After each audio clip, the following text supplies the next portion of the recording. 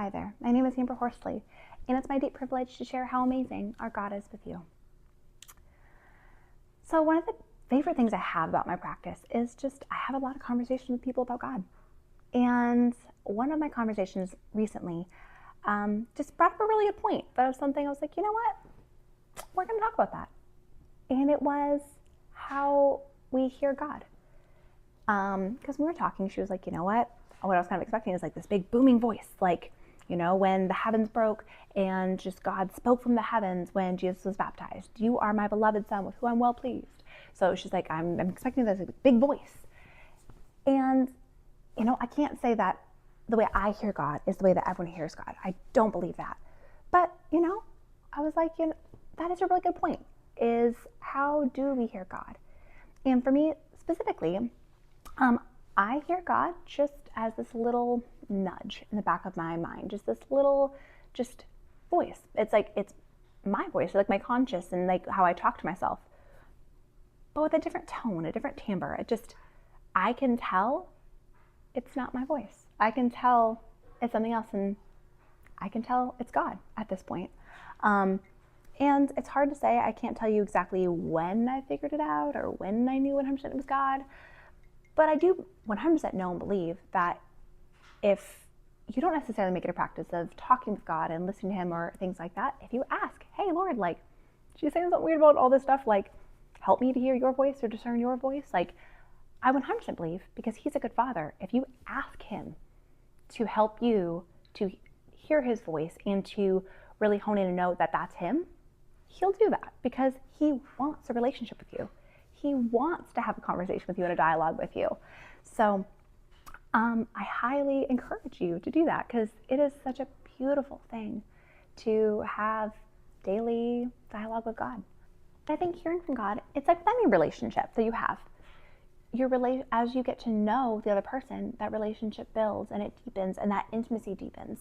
So the more that you seek after God and you're intentionally listening for his voice, the more you will hear him and hear him more easily and readily. And then better be able to discern and really know, is this the voice of God that I'm hearing? Am I hearing God? Or am I just hearing myself and kind of what I think and kind of telling myself it's from God? I know for me personally, whenever I have a question or if I hear something from God clearly, and maybe it's a big thing, like I'm going to change a big thing in my life or something like that, God always makes it clear. And there's always peace that accompanies it. The other thing that I've kind of found when it comes to discerning for myself, is this God's voice or is this my voice, is that if I have a hard decision or something that I feel like I'm being convicted on or that I do differently, God always makes a way. So there's been a big decision I've had in my life before, and it was going to be hard, and I didn't really want to do it per se. But right then, everything else in my world, everything else shifted and changed to then make it be able to happen. And so I knew then and there that that was God, because God is a good father. And if there's something he wants you to do, he'll make a way for it to happen. And so sometimes it's things like that how you can kind of discern his voice. As with any relationship, the first thing is having that desire to deepen that relationship and to build that intimacy. And if you have that desire and you bring that heart to God, he will meet you there. I know that. And I know for me personally, it has built so much fruit in my life and brought so much peace that I otherwise wouldn't have had, with big things that happen in our lives, big moves, big life changes, big just decisions of changes in lifestyle, things like that. All of those things I have done with consulting with God and just checking after his heart to know, is this the right thing?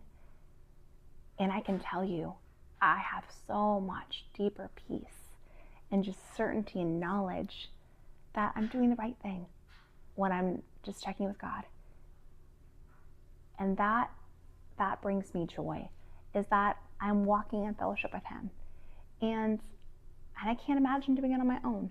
And I know my heart has so much more contentment because I'm not making those decisions on my own. And of course, I'm having conversations with my husband in all those, but both of us are seeking after God's heart and knowing what His will is for our lives. And the first start of that is tuning in to listen to God's voice.